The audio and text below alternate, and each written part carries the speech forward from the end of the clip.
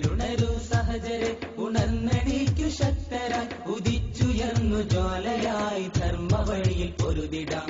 പോരു പോരു കൂട്ടരെ പോർവിളി ഉയർത്തുവാൻ പോരണാങ്കണങ്ങളിൽ ധർമ്മസമര സമയമായി. ഉണരുണരു സഹജരെ ഉണർന്നെണീക്കു ശക്തരായി ഉദിച്ചുയർന്നു ജ്വാലയായി ധർമ്മവഴിയിൽ പൊരുതിടാം. പോരു പോരു കൂട്ടരെ പോർവിളി ഉയർത്തുവാൻ പോരണാങ്കണങ്ങളിൽ ധർമ്മസമര സമയമായി. മുത്തുനബി കോർത്തു തന്ന ധർമ്മരത്നഹാരമി മരുമണലിൽ പൂത്തുലഞ്ഞ ധർമ്മസമര മുന്നണി. ഉമർ ഹംസ ബിലാലിന്റെ ജാഫറിന്റെ കണ്ടമിൽ ഉതിർന്നു വീണ ധർമ്മഗീതമേറ്റു പാടു സഹജരെ. ഉണരുണരു സഹജരെ ഉണർന്നെണീക്കു ശക്തരായി ഉദിച്ചുയർന്നു ജ്വാലയായി ധർമ്മവഴിയിൽ പൊരുതിടാം.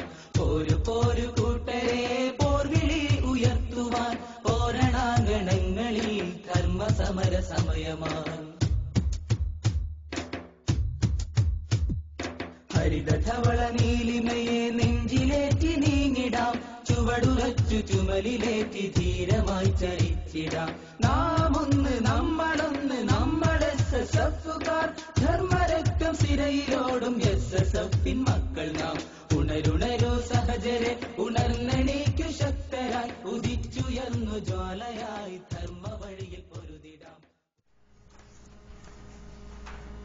1983 ഒരു പ്രസിദ്ധീകരണമെന്ന നിലയിൽ റിസാല മാസികയായി കേരള മനസ്സുകളിലേക്ക് കുടിയേറുന്നത്. വിഭവങ്ങളുടെ സമൃദ്ധി കൊണ്ട് വായനാ രംഗത്ത് ഒഴിച്ചുകൂടാനാവാത്ത ഒരു ഇടം നേടിയെടുത്ത റിസാലയെ ദ്വൈവാരികയാക്കാൻ അണിയറ പ്രവർത്തകർ നിർബന്ധിതരാവുകയായിരുന്നു. വാർത്താ മാധ്യമരംഗം വിഷലിപ്തമായ പ്രയോഗങ്ങൾ കൊണ്ട് മുസ്ലിം സമുദായത്തെ ആഞ്ഞടിച്ചപ്പോൾ പ്രതിരോധത്തിന്റെ വൻമതിൽ തീർക്കാൻ ദ്വൈവാരികയിൽ നിന്നും അനിവാര്യതയുടെ പൂർത്തീകരണത്തിന് വേണ്ടി വാരികയായി റിസാല രൂപാന്തരപ്പെട്ടു. കേരള രാഷ്ട്രീയ സാഹിത്യ സാംസ്കാരിക രംഗങ്ങളിലെ സമുന്നതരുടെ ചിന്തകൾ റിസാല ഭവനിലേക്ക് ഒഴുകുകയാണിപ്പോൾ.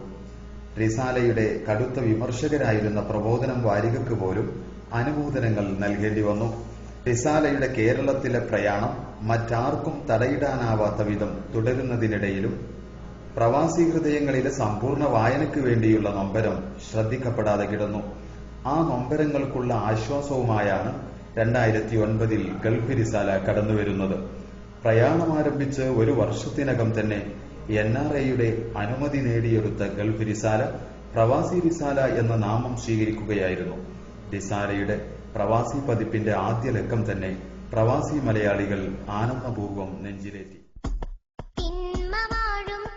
നിലങ്ങളിൽ ധീരധാർമ്മിക പ്രതിരോധം ഇടറി വീഴും യുവബോധങ്ങളിൽ നന്മ തീർക്കും നവദൗത്യം. പ്രവാസി ഒരു യന്ത്രമാണ്. ഓരോ ദിവസവും മുമ്പത്തെ ദിവസത്തിന്റെ ആവർത്തനം മാത്രം. ഒരു യന്ത്രത്തിന് എങ്ങനെ വിരഹത്തെ അനുഭവിക്കാനാവും എന്ന ചോദ്യത്തോടെ ആദ്യ ലക്കം പ്രവാസത്തിന്റെ നൊമ്പരങ്ങൾ ഒപ്പിയെടുത്തതായിരുന്നു. നിലങ്ങളിൽ ധീരധാർമ്മിക പ്രതിരോധം ഇടറി വീഴും യുവബോധങ്ങളിൽ നന്മ തീർക്കും നവദൗത്യം. ഊഹാപോഹങ്ങൾ വാർത്തയാവുന്ന മാധ്യമ സംസ്കാരത്തിന്റെ നെറികേട് ഒന്നുകൂടി വ്യക്തമായ ലവ് ജിഹാദ് കൈരളിയുടെ പൂമുഖത്ത് കരിനിയൽ തീർത്തപ്പോൾ മുസ്ലിം സമൂഹത്തിന്റെ നിരപരാധിത്വവും മാധ്യമ ഇരട്ടത്താപ്പിന്റെ തനിനിറവും തുറന്നുകാട്ടാൻ റിസാലയ്ക്ക് സാധിച്ചു. റിസാലയുടെ ഒരു ലക്കം തന്നെ അതിനുവേണ്ടി നീക്കിവെച്ച് മുത്തശ്ശി പത്രങ്ങളുടെ ചങ്കറുത്ത് രംഗത്ത് വന്നു. ദൃശ്യമാധ്യമങ്ങൾ വാർത്തയുടെ സത്യസന്ധതയെ തകർക്കുകയാണല്ലോ. മുസ്ലിം വിരുദ്ധ ചാനലുകൾക്കെതിരെ റിസാലയുടെ ധാർമ്മിക പോരാട്ടം ശ്രദ്ധേയമായി. നിലങ്ങളിൽ ധീരധാർമ്മിക പ്രതിരോധം ഇടറി വീഴും യുവബോധങ്ങളിൽ നന്മ തീർക്കും നവദൗത്യം. മുത്തുനബിയുടെ ജീവിത മാതൃക ഗഹനമായി വിശകലനം ചെയ്യുന്നതായിരുന്നു മുത്തുനബി വിശേഷാൽ പതിപ്പ്. ചിന്താലോകത്തെ ശ്രദ്ധേയമായ രചനകൾ കൊണ്ട് മുത്തുനബി മികച്ചു നിന്നു.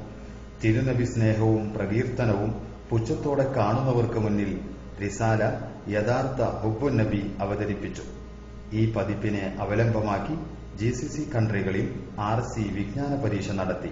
ആയിരങ്ങൾ പങ്കെടുത്ത വിജ്ഞാന പരീക്ഷ GCCയിലെ മലയാളി സമൂഹത്തിൽ വേറിട്ട അനുഭവമായി.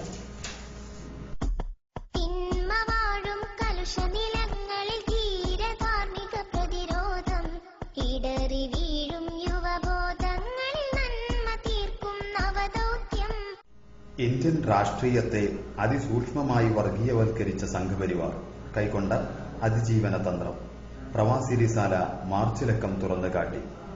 പ്രകോപനം തീർത്ത് അധികാരത്തിലെത്താൻ സാധ്യമാവില്ല എന്നു കണ്ട RSS പ്രലോഭനത്തിന്റെയും പരസ്നേഹ വായ്പിന്റെയും മുഖംമൂടി തേടുകയായിരുന്നു. ഭരണാധികാരികൾക്ക് മുന്നിൽ വെള്ളപൂശി കർമ്മമണ്ഡലം സ്വായത്തമാക്കാൻ അവർക്ക് കഴിഞ്ഞു. ഭരണാധികാരികളാവട്ടെ കബളിപ്പിക്കപ്പെടുകയും RSSനെ ശുദ്ധാത്മാക്കളായി പ്രഖ്യാപിക്കുകയും ചെയ്തു. ആഭ്യന്തര മന്ത്രാലയം പുറത്തിറക്കിയ പ്രസ്താവനയിൽ ഇങ്ങനെ കാണാം: മതേതര രാഷ്ട്രം എന്ന ആശയത്തോട് RSS പൂർണ്ണമായും യോജിക്കുന്നതായും ഇന്ത്യൻ ദേശീയ പതാക അംഗീകരിക്കുന്നതായി പ്രഖ്യാപിച്ചുകൊണ്ടും നിരോധനം പിൻവലിക്കാൻ അഭ്യർത്ഥിച്ചുകൊണ്ടും ഗോൾവാർക്കർ പ്രധാനമന്ത്രിക്കും ആഭ്യന്തരമന്ത്രിക്കും എഴുതുകയുണ്ടായി.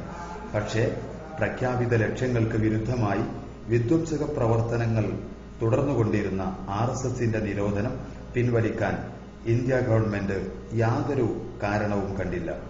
ഭരണകൂടത്തിന്റെയും സംഘപരിവാരത്തിന്റെയും പരസ്പര ധാരണയെയാണ് റിസാല ചോദ്യം ചെയ്തത്.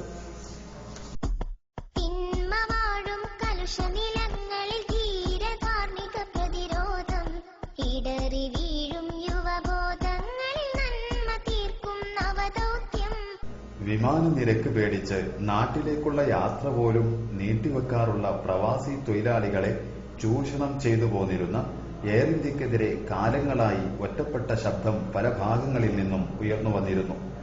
അസംഘടിതമായ ഈ രോദനങ്ങൾ ശക്തമായി ഉയർത്തിക്കൊണ്ടുവരുന്നതിന് വേണ്ടി മാത്രമായിരുന്നു പ്രവാസി റിസാലയുടെ ഏപ്രിൽ ലക്കം പുറത്തിറങ്ങിയത്. വ്യോമയാന മേഖലയിലെ അഴിമതികളും ആഭാസങ്ങളും തുറന്നുകാട്ടിയ പ്രസ്തുത ലക്കം ചൂഷണത്തിന്റെ കണക്കുകളും ആധികാരികമായി തന്നെ അവതരിപ്പിച്ചു. ബജറ്റ് എയർലൈനുകൾ എന്ന ഓമനപ്പേരിൽ ആവിർഭവിച്ച ചൂതാട്ടത്തിന് പിന്നിലെ യഥാർത്ഥ സാമ്പത്തിക ശാസ്ത്രം റിസാല പൊളിച്ചെഴുതി.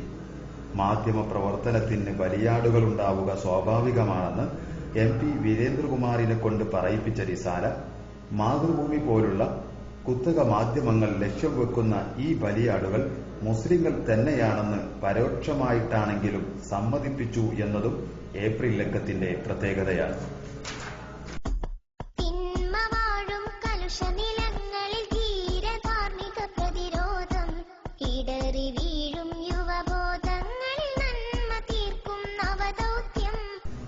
റിസാലയുടെ ഓരോ രംഗങ്ങളും കൈകാര്യം ചെയ്തിരുന്നത് വിലമതിക്കാനാവാത്ത വിഭവങ്ങൾ തന്നെയാണെന്നത് എതിരാളികൾ പോലും സമ്മതിക്കുന്നതാണ്. കഴിഞ്ഞ ഒരു മാസക്കാലമായി റിസാല പ്രചാരണ കാമ്പയിൻ വൻ വിജയമായി മുന്നേറുകയാണ്. വായന പ്രതിരോധത്തിന്റെ സാംസ്കാരിക മുഖം എന്ന പ്രമേയത്തിലൂന്നിയുള്ള ക്യാമ്പയിന്റെ വിജയം ഓരോ പ്രവർത്തകനും ധാർമ്മിക വിപ്ലവ വീതിയിൽ പുതിയ ചരിത്രങ്ങൾ രചിക്കാൻ നിമിത്തമാകുമെന്ന് തന്നെ നമുക്ക് പ്രത്യാശിക്കാം.